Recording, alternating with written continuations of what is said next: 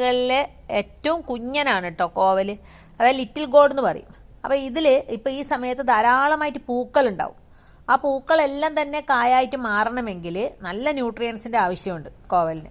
അതായത് കോയൊക്കെ നമ്മൾ കഴിക്കുമ്പോഴത്തേക്ക് നമ്മുടെ ശരീരത്തിനകത്ത് കൂടുതലായിട്ട് കിട്ടുന്നത് മെഗ്നീഷ്യവും പൊട്ടാസ്യവും കാൽഷ്യം തുടങ്ങിയിട്ടുള്ള ന്യൂട്രിയൻസ് ആണ്.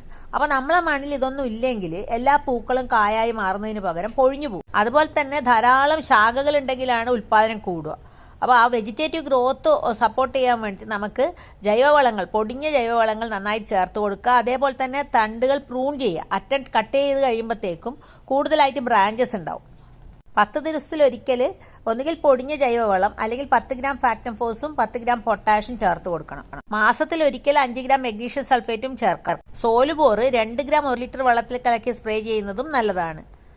മുറ്റത്തൊരു കോവൽപ്പന്തലിട്ടാലുണ്ടല്ലോ, വീടിനകം തണുപ്പായിരിക്കും, അടുക്കള